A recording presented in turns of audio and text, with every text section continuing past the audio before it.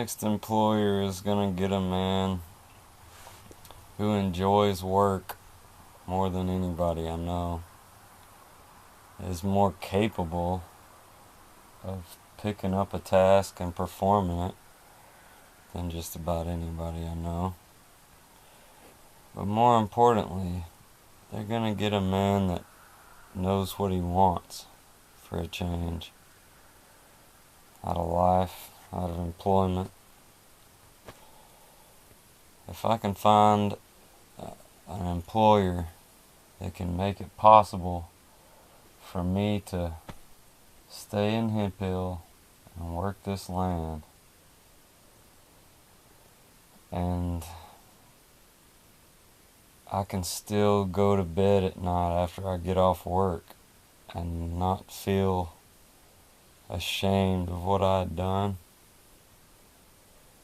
I will make that man profit like he's never profited before, because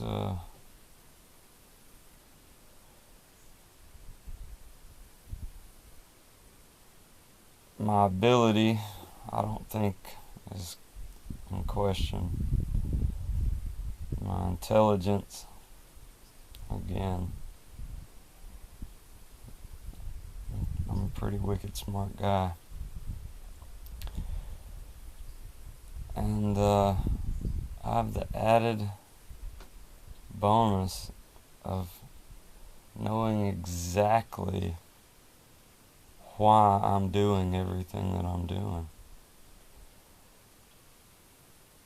I want to work. I look for work. I don't want to get paid to do something I'm ashamed of anymore.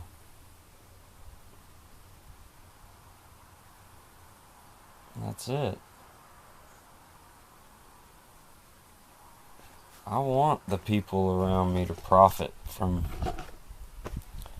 my labor. That's part of why I want to work so bad. It's part of why I work on this place so hard. I don't have any kids, so what's the bother? It's not just for me to come out here and have a respite from that crazy world out there, although that's a big one. It's so that somebody will have the chance that I never had earlier than I made this chance, you know. It's so that I'm trying to create something, a life for somebody that I've never even met before. I want to create something here that can give a man or a woman a place to stand, a self-sufficient property,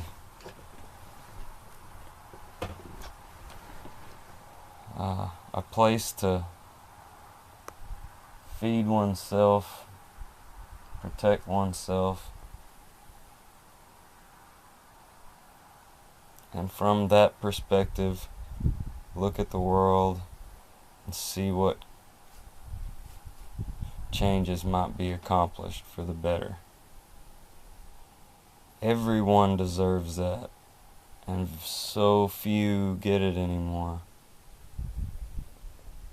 Yeah, we're thrown into a world by our parents, and most of them have no plan for us when we hit the ground. They have no. Some do. I'm not saying that parents suck. I'm saying that the majority of the children being spat out in record numbers today, their parents don't even have time to think about what their children really need and how to provide it to them, for them. But every life that is brought into this world deserves to be given a peaceful place, a home, their home. And I've never even known what home is. I moved around so much, and I never had anything. I've always been really poor. So home was just, it was my truck sometimes, and my aunt's house sometimes. There was a lot of houses. There was never a home. There was never a place where I could sit and think and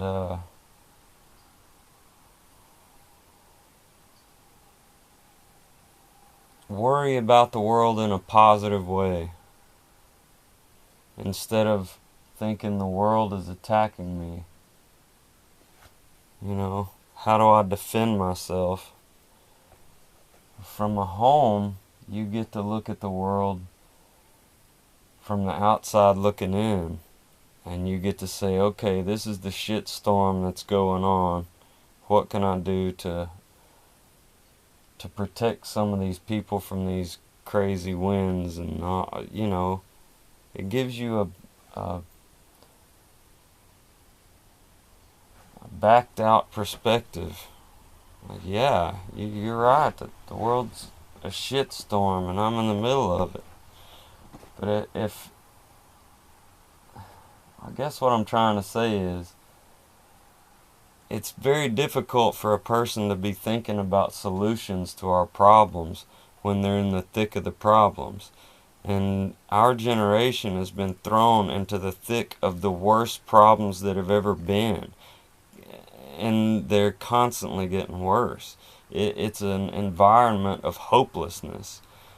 And I want to create something here from which a person can be expected to hope. From here, when I'm gone out of the way, then I would totally expect someone that, like, I hope to have it so that with a little bit of daily maintenance, this place will provide for itself and its inhabitants. All of them. And I would expect someone from that position to get over their self-pity and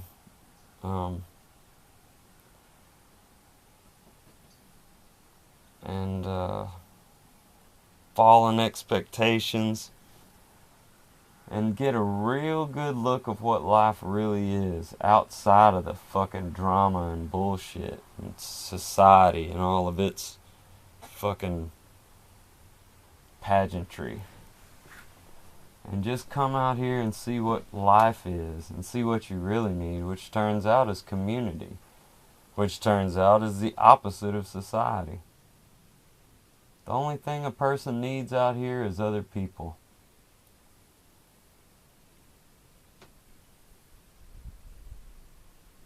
So that puts a person in a perspective of wanting to do right by other people. I'm alone out here. I don't always want to be. I need people in my life. So how do I get them to come and listen and teach and learn life with me and spend time, experience with me? Then I create an environment that I would expect them to enjoy thoroughly. An environment of complete welcome and complete peace and security and simplicity.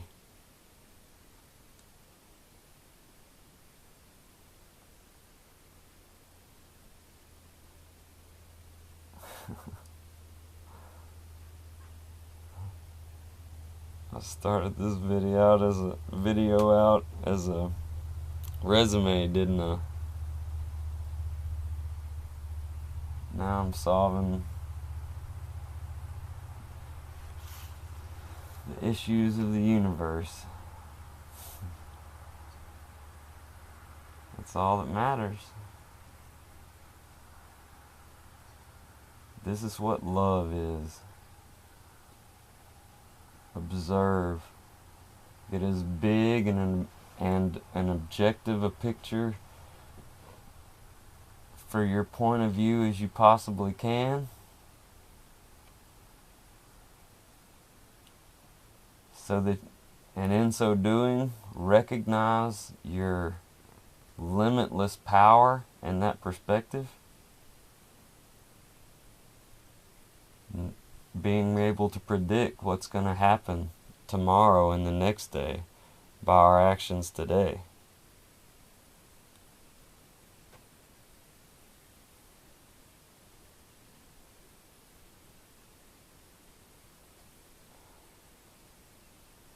And change the universe. What changes would you make? How would you change the world? And don't just tell me, don't give me world peace. I'd make everybody love one another. How are you going to accomplish that?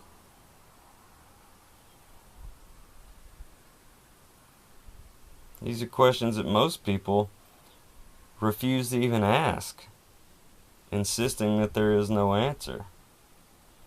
But I disagree completely and wholeheartedly and passionately. There is an answer for every question. That's why we ask questions, because we know there's an answer. Or we make an answer.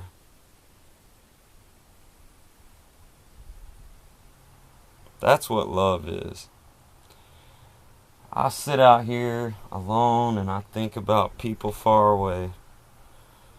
And I think about how I can make their lives better, because I know that making their lives better makes my life better.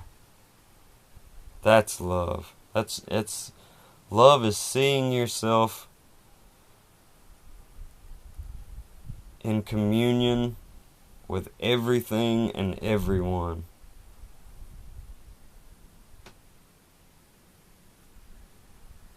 Finding yourself in the big picture and doing the best you can to make that picture more beautiful. Whatever beautiful is to you. If you think serial killing everybody with blue eyes and blonde hair, for instance, just as a random insanity, if that's your idea of beautiful, then go for it.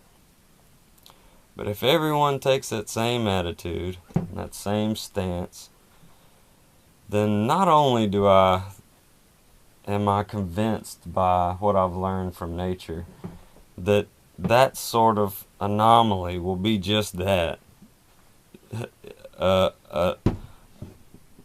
chaotic break from the norm, which will make resolution relatively simple.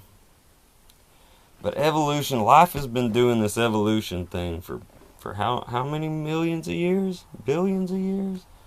Infinity, right? I mean, as far as we know at least.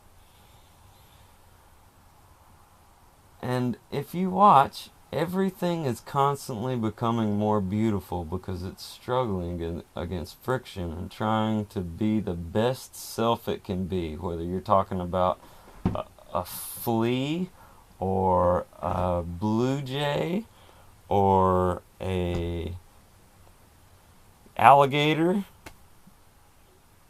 We evolve by being the best human that we can be, in maximizing our potential within self, or however you go to accomplish that. And I don't think that leads things from order to chaos, but vice versa. Otherwise, we would still be plankton. Chaos, nothingness, somehow spawned all of this from gradual steps of increasing complexity. Each individual stretching for their most wonderful self, and that effort being pushed into the future ever so slightly. And humanity is the result of the greatest stretch in known history.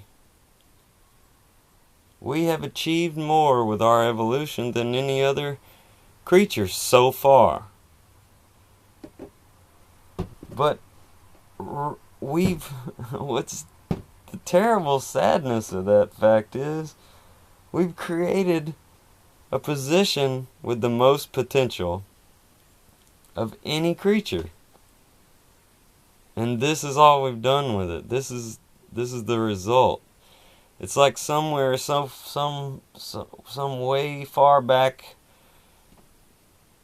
some way far back time, people decided that because they had done so well for themselves evolving, this one branch of evolution of life, this one branch on a tree, had gotten so many leaves on it and fruit that it thinks it's not part of the tree anymore. You know? That's kind of what humanity is. It's the most beautiful branch on a tree that, in the reflection of its own beauty, rejects its connection to the rest of the tree. I'm suggesting that if you get your ass out alone with yourself, over time it will cause you friction in your mind to be this alone. But it will pull you toward evolution. And if you think about it, the best possible you is always going to depend on the best possible everybody else. The better my neighbor is doing for himself, the better view I have out my window towards his property. It's that simple too.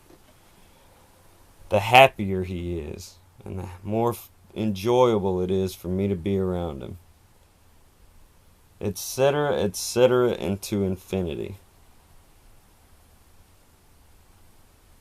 The best possible solution for me to be happy,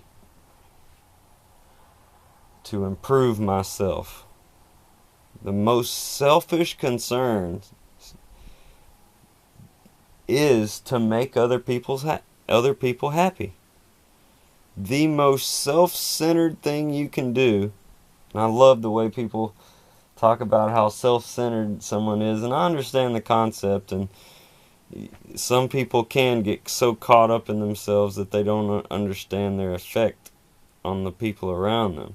But I think that's because of ego and pain within themselves.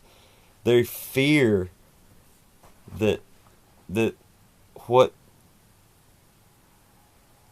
they are is all that they can ever be. And that fear, and they fear that the life that they're experiencing is how it's always going to be, and there's nothing they can do about it. But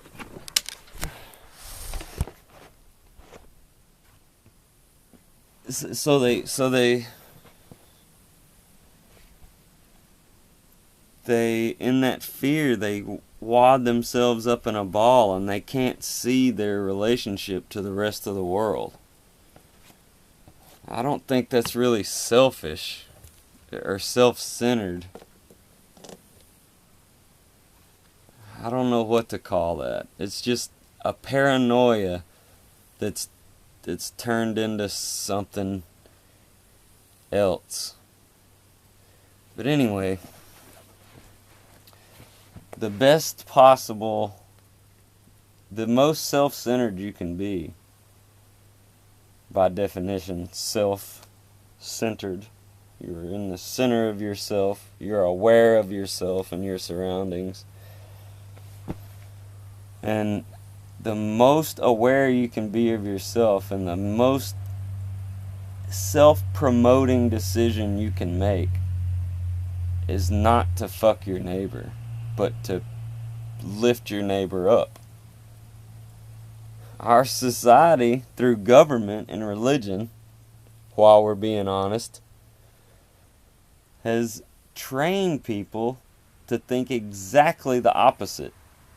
The fear that they have instilled, this fear that they have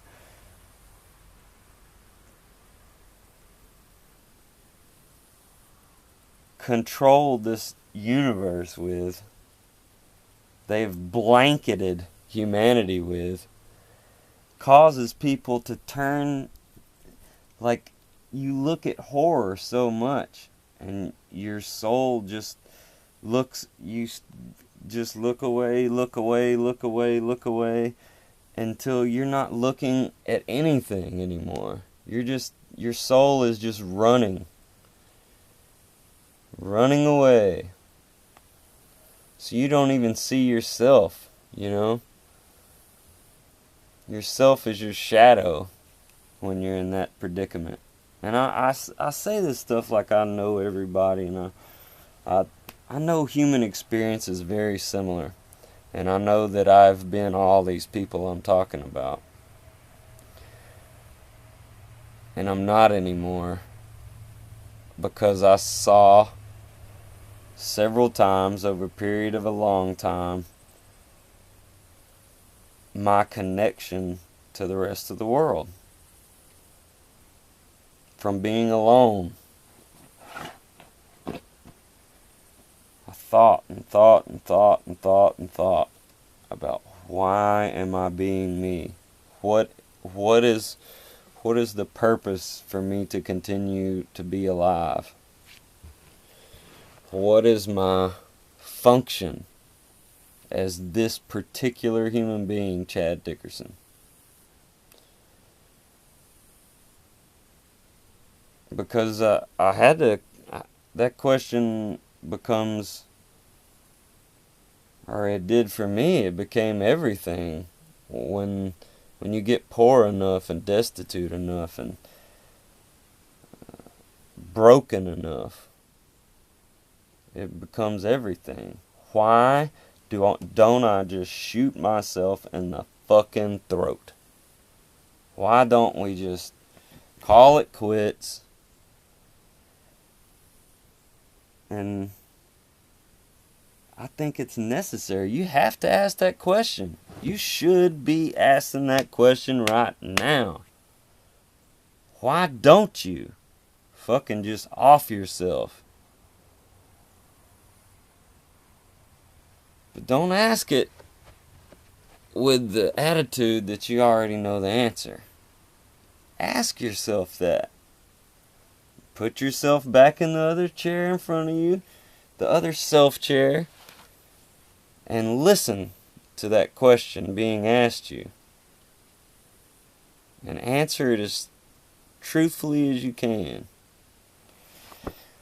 And I would wager that at first, your answers are going to be pretty grim. Sorry. But if you keep asking, I think you'll find that the answer changes. And once you realize that the answer is changing, you can start asking why it's changing. For instance, when I was young, I was a very religious person.